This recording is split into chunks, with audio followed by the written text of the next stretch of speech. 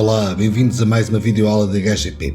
Vamos abordar a sociedade e a vida cotidiana na segunda metade do século XIX. Ora, antes de mais, atenção à palavra cotidiana, quer dizer, para os que não saibam, que refere-se ao dia-a-dia. Vamos falar como é que era a vida das pessoas no seu dia-a-dia durante esta segunda metade do século XIX em Portugal. Ora, inicialmente, como no primeiro parágrafo do vosso manual, refere exatamente que com a Revolução Liberal, não é, de 1820, que já falámos dela anteriormente, com os grandes ideais da liberdade e da igualdade entre todas as pessoas, muitas alterações vão aparecer nesta altura a nível da sociedade. Ora, temos aí, exatamente logo a seguir, no outro parágrafo, dois grupos sociais, que eram os grupos sociais que sempre foram privilegiados, não é? O clero e a nobreza, que não pagavam impostos, recebiam territórios, terras dos reis, não é? Que eles eram muito privilegiados, mas e o que é que acontece? Muitas ordens religiosas, a nível do clero, vão ser extintas durante o século XIX, acabam, desaparecem, são extintas, e também a própria nobreza começa a perder muitos desses privilégios que tinha, muitas dessas regalias. Por sua vez, o grupo social que mais se vai destacar no século XIX será a burguesia. Cá está a burguesia, um dos grupos sociais mais importantes neste século. Pessoas que estavam ligadas ao comércio e então que obtinham grandes lucros com o seu comércio e começam até a ter postos e cargos muito importantes da sociedade, nas indústrias, até na governação do reino, nos bancos, na banca, detentores de grandes negócios, vão ser eles que vão dominar praticamente o século XIX. E alguns até chegaram, até mesmo como falo no vosso manual, chegaram a ser muito ricos e copiavam a vida da nobreza. Reparem que até ao lado, na página ao lado do manual, temos aí uma imagem, uma fotografia que nos mostra este palácio da Brejoeira de Monção, estão a ver, que é exatamente muito idêntico aos palácios, aos solares, onde vivia a nobreza no século XIX, que era então de um burguês. E por curiosidade chamava-se Luís de Moscoso, e esse Luís de Moscoso era burguês, e tanto que por curiosidade diz que ele se prédia essa casa, ele não podia construir a casa com 4 torres, ou seja, digamos o prédio principal em si no meio e 4 torres, isso era um privilégio só da nobreza. E para construir a terceira torre, não é? No fundo, vocês reparem, tem 2 às pontas e uma mais alta a meio. Para construir a terceira torre teve que pedir autorização ao rei, vejam bem, por isso, para verem já a capacidade financeira que este grupo social tinha já nesta época. Ora, voltando à nossa página, vamos ver então que atividades se dedicavam as pessoas do campo. Por sua vez, vimos nas cidades, tínhamos o clero, a nobreza, estava a burguesia, e agora nos campos. Bem, apesar de todos estes progressos que temos falado até agora, todo este desenvolvimento dos meios de transporte, das vias de comunicação, dos meios de comunicação, tudo isto, a maioria dos portugueses continuava a dedicar-se à agricultura. Portugal, no século XIX, era maioritariamente um país agrícola e criação de animais, em que a maior parte das pessoas ainda se dedicava a estas atividades que vos referi. E, no entanto, o seu trabalho era duro, era trabalho de sol a sol, desde que o sol nascia até que o sol se punha, e a sua alimentação também era à base do que eles próprios cultivavam, não é? Eles também cultivavam e criavam animais também para a sua própria subsistência. E no fim fala das crianças, exatamente que as crianças eram obrigadas a ter que trabalhar nos campos, não é? Com os pais, porque eram mais uma fonte de rendimento, eram mais uns braços para ajudar, não é?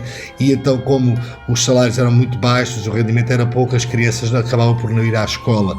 A questão da obrigatoriedade, que já falámos aqui, e da gratuitidade, ser gratuito ir à escola, os pais continuavam a preferir que os filhos os ajudassem nos seus trabalhos, quer no campo, neste caso na agricultura, na criação de animais, e na cidade. As crianças iam muitas vezes também trabalhar para as fábricas com os pais para ser mais algum dinheiro que entrasse em casa. Na página ao lado temos aí exatamente uma fotografia de umas crianças que ajudavam os pais, que trabalhavam no campo, e a idade escolar na altura, mas que não frequentavam a escola, e temos aí um pastor a guardar o seu rebanho numa pintura fabulosa desse pintor Silva Porto, que nos mostra um contexto, né, campestre da altura desses trabalhos agrícolas. Ora, no entanto, a nossa aula continua porque temos muito mais coisas para falar do dia-a-dia da vida cotidiana da sociedade portuguesa no século XIX. E então reparem que temos então aí, a nível das cidades, como é que era viver nas cidades? Ora, há 2 cidades que se vão destacar, também pelo seu tamanho, o número de habitantes, que é a cidade de Lisboa e do Porto. Não é? São grandes centros, ainda hoje são as principais cidades portuguesas, havia grandes indústrias, meios de transporte, comunicação, havia muito mais gente, não é? Foram abertas avenidas, pavimentadas as ruas dessas cidades, construíram-se mercados, escolas, estações de comboio, teatros, para oferecer a essas pessoas que viviam nesses grandes centros urbanos, não é? Também houve alguns serviços públicos que começaram a ser criados, não é? Nomeadamente do vosso manual fala aí em 3 serviços públicos muito importantes. Passa a haver água canalizada, atenção, vejam bem, água canalizada, claro, atenção, não para todas as casas, mas cá para as casas das pessoas mais ricas da cidade já conseguem ter água canalizada em casa, rede de esgotos, recolha do lixo, atenção, fazer a recolha do lixo como se faz na altura, não havia essa recolha. Também o segundo item fala então nas ruas, passaram a ser policiadas, passaram a ter polícia e a ter iluminação noturna. Digamos que a primeira iluminação de Lisboa era com candeeiros de azeite, havia os senhores que andavam a acender os candeeiros, e depois chegava uma altura da noite que iam apagá-los. Depois mais tarde vem a eletricidade e atenção, as principais avenidas das cidades de Lisboa e do Porto, porque a maioria das ruas não tinha ainda iluminação. E vai-se criar também, no terceiro item, veja, muito importante, o serviço de bombeiros, não é? O serviço de bombeiros e transportes públicos, como o Americano e o Chora. O Americano e o Chora eram carros, eram uma espécie de umas carruagens. Temos aqui na página lá uma fotografia, cá está, que nos mostra que eram carros puxados por cavalos, mas esses eram carros que eram tipo pequenos comboios, pequenas carruagens de comboios, que andavam numas linhas, não é? Mesmo linhas de ferro, dentro da cidade, e eram puxadas por esses comboios. A curiosidade é que o Chora e o americano principalmente era feito na América, eram umas carruagens que eram compradas na América, eram daí se chamarem-lhe o americano, e o Chora era muito idêntico, era a característica de que fazia muito barulho nas curvas. Quando dava a curva, ouvia-se aquele barulho do metal, que às vezes parecia que era um bebê que estava a chorar, então batizaram-no do nome de Chora, por isso era o nome de Chora. Ora, entretanto, vamos ver nas zonas rurais como é que era a vida destas pessoas.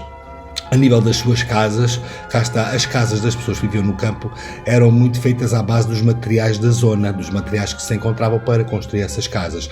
Tanto que temos aí no norte e no sul, vamos ver a diferença muito grande entre elas. No norte as casas geralmente são de granito, de xisto, né, que é uma pedra que existe muito no norte. No piso superior geralmente viviam as pessoas, e muitas vezes no piso térreo, de resto de chão, era o sítio onde se guardavam os estábulos, onde se guardavam os animais, as ovelhas, as cabras, os bois, as vacas.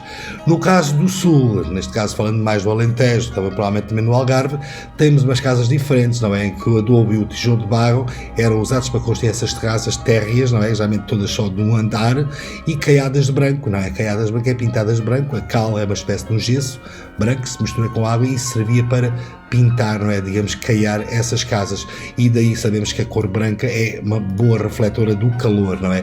E o sul é mais quente que o norte. Aí ao lado, na página ao lado, vocês têm exatamente 2 casinhas diferentes, uma do norte, cá está, em xisto, escuro, com um primeiro andar, cá abaixo está em baixo a parte onde ficavam os animais, e temos aqui uma casa típica alentejana ou até algarvia, devido à sua chaminé, que vemos aí redilhada, de origem muçulmana, como já falámos nisso, que se encontra muito no sul. Quanto às diversões, ora bem, vamos ver como é que se divertiam os camponeses. Claro que os camponeses, apesar de serem pobres, são mais pobres do que os nobres ou que os burgueses, também tinham as suas diversões. No entanto, as suas diversões estavam muito relacionadas com as suas festividades, muitas vezes religiosas também, ou de trabalhos do campo. Nomeadamente, temos aí 2 exemplos logo a seguir: as vindimas, não é? A colha da uva para fazer o vinho, era uma situação de festa, que as pessoas também se juntavam para pisar a uva, faziam alguns jantares, algumas petiscadas, falando assim. Temos também a questão das esfolhadas, não é? Como vocês têm no vosso vocabulário em cima, onde está essas maçarocas de milho, era retirar as folhas que cobrem as espigas, não é? Chamam-se as folhadas, e também era motivo de festa e sempre de alguns almoços com música a acompanhar. E a matança do porco também era sempre um momento em que os camponeses se divertiam, pronto, quando iam matar o porco, para a alimentação das pessoas, conviviam, cantavam ao desafio, dançavam enquanto trabalhavam. E claro, como eu falei há bocadinho, das atividades ligadas à igreja, a ida à missa, os arraiais dos santos populares, as procissões, eram tudo situações em que as pessoas do campo aproveitavam para se irem conhecendo e para irem confraternizando uns com os outros. Temos aí no curioso um aguadeiro, que era o homem que recolhia a água dos chafarizes e percorria as ruas das cidades, né, para as pessoas que não tinham água canalizada, que era a sua maioria, para vender água, e gritava o seu pregão: água, água! E então as pessoas pagavam, né, e ele então despejava levava um recipiente vazio para o aguadeiro então lhes facultasse alguma água e lhes vendesse no fundo aquela água. Ora, ainda continuando nesta página 91, vamos ver como é que a burguesia, já vimos que a burguesia era, salvo disse há bocadinho, era o grupo social mais importante desta época, que mais se destaca pelo seu trabalho, pela sua riqueza e até pelos cargos que ocupa, como é que era os seus tempos livres, quando eles não estavam a trabalhar. Então já vimos que nas habitações da burguesia eram muito parecidas as casas deles com as casas dos nobres, né? Casas ricamente grandes, ricamente decoradas, né? Com boas louças, bons móveis, e eles praticavam alguns desportos que eram elegantes para a época, e alguns deles, reparem que ainda hoje são alguns desportos que consideramos de elite, como a vela, a esgrima, a equitação, cá está, todos os esportes que eles se dedicavam. No verão iam a banhos, na altura não se dizia que vamos à praia, não diziam que iam à praia, diziam que iam a banhos, iam nas praias da moda e muitas vezes até mesmo nas praias de Cascais era um sítio muito procurado por esta burguesia na altura, que iam à praia, digamos, iam a estes banhos, era um sítio deles privilegiado. Também faziam piqueniques, frequentavam algumas termas com águas medicinais, e era assim que eles muitas vezes se divertiam.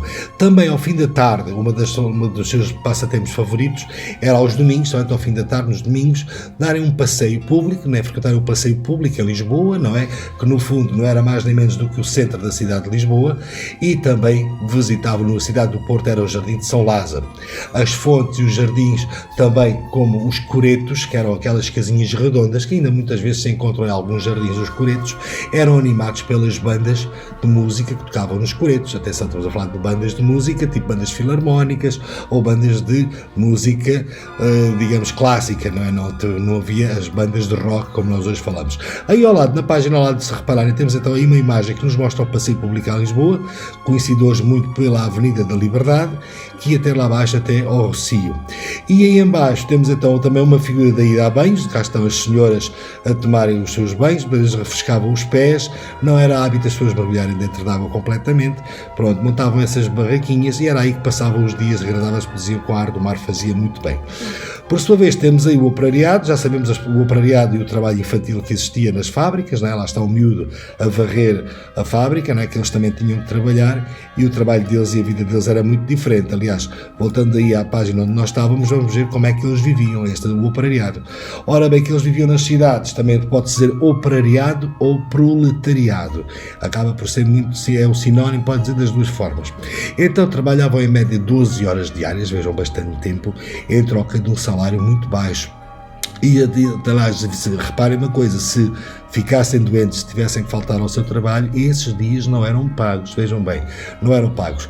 As mulheres e as crianças tinham que trabalhar para ajudar no sustento familiar, as famílias eram grandes, os salários eram baixos, então quanto mais pessoas da família a trabalhar, melhor, porque aí entrava mais dinheiro em casa. E entretanto também viveu em bairros degradados, não é? Nos subúrbios das grandes cidades, e com péssimas condições de higiene. Claro que eles nem pensaram em água canalizada, isso está longe de pensarmos em tal coisa.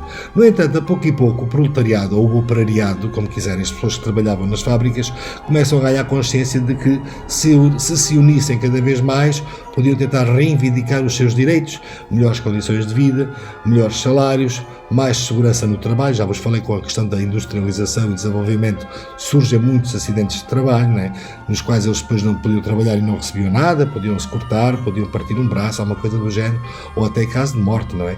E então eles começam a ter noção disso e começam-se a juntar cada vez mais, em meados do século XIX ainda, vejam bem, começam-se a surgir as primeiras associações de operários, não é?